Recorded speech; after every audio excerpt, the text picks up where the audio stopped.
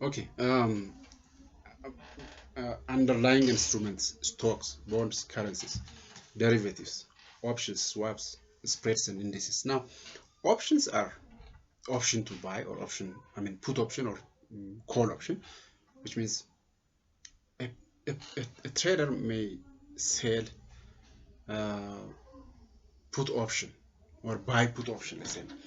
So, put option means in the future, a month or 2 months after, or in 60 days' time, a, a, a person who buys put option may be worried about the price of the underlying instrument going down. So in such a case, that person sells put option, the option, the right to sell it to a particular person.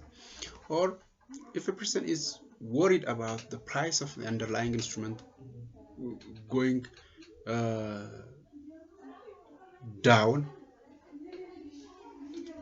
uh, then or going up rather, then that person may buy call option to buy that underlying instrument for a specific price after 60 days.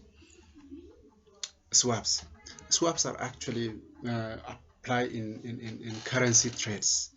Uh, it's like when when when interest rates in currency trades, when interest rates go up and down, a trader may be worried about this volatility of the interest rate. So uh, may agree with the bank for that person to pay fixed interest rate to a bank, and for that bank or for the other party uh, to take the risk of the variation of interest rates throughout a fixed duration.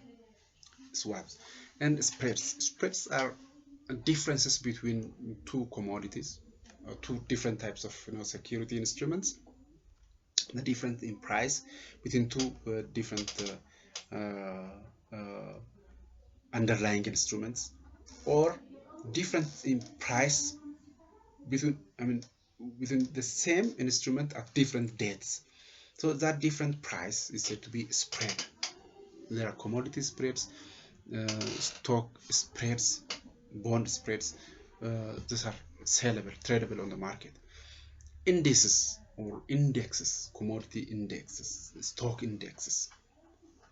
This refers to groups of instruments, groups of stocks, for example, groups of, let's say, 30 top companies in Ethiopia. So a trader, instead of buying the stocks, or the stocks of one particular company like Microsoft or you know, Commercial Bank of Ethiopia, if it's listed in the stock market in the future, instead of buying stocks of one particular company, you can actually target to buy the stocks of 30 big companies. So that's said to be index. So there are many indexes like the FTSE in London, the combined cumulative uh, price, or movement in price of 100 big companies, or Dow Jones in New York, 30 big American companies, and different other indexes. So indexes refer to the cumulative price movements of not a single company but a group of companies. All these are therefore derivatives. They are not underlying instruments. They are based on price movements, the underlying instruments, the stocks, bonds, or currencies. So what are products sold on capital markets? Stocks, bonds, currencies, which are underlying instruments, and then derivatives, options, swaps, spreads, index. So there are more advanced, sophisticated instruments, but I'll leave that for your readings. And finally, financial sector liberalization is another regulatory theme since recently, especially. So Ethiopia in the past 2 years has been taking uh, some kind of gradual steps, baby steps toward this liberalization. For example, uh, the new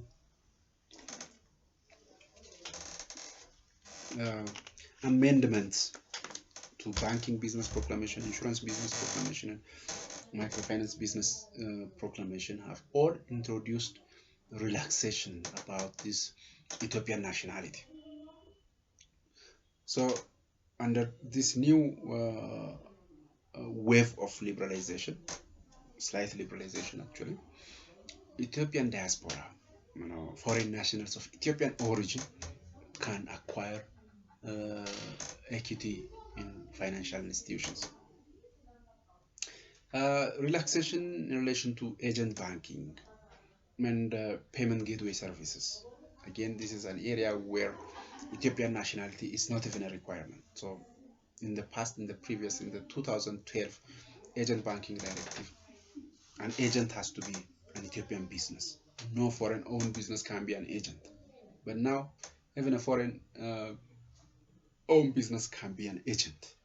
So, it's relaxed. In the past, foreigners never are allowed to get into a banking business or financial business. They are not allowed to come near to a banking business or financial service business. Now there is gradual, relaxation.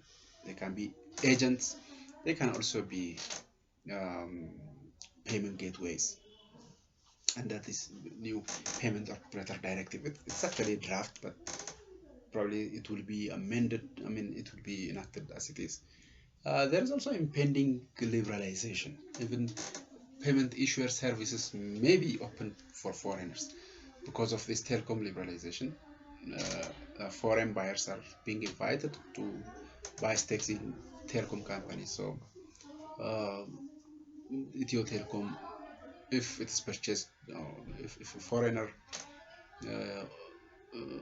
acquires a stake in Ethio Telecom, then Ethio Telecom will be not qualified to be a payments instrument issuer or a payment system operators.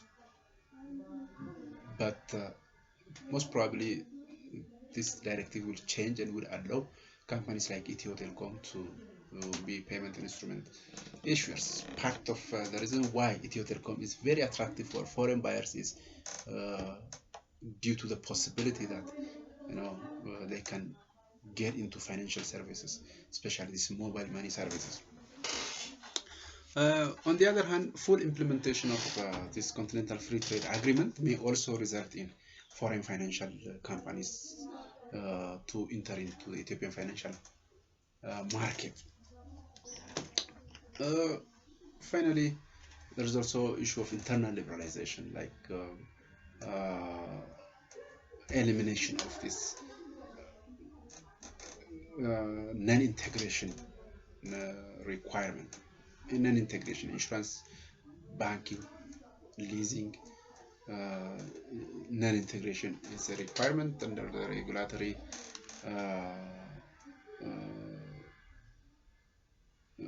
requirements in Ethiopia, but probably in the future, full-scale liberalization may also eliminate this non-integration obligation, because if foreign banks are allowed to come into Ethiopia and give their services, and those banks can be universal banks giving all the financial services in one roof, or they can be conglomerates which are affiliated companies giving banking, insurance, leasing, or other payment services under different wings. So in the future, full-scale liberalization may also result in elimination of these requirements. So this much about these cross-cutting topics: financial sector liberalization, capital market development, anti-money laundering and anti-terrorist financing, obligations, and financial inclusions. Thank you very much. Have a good time.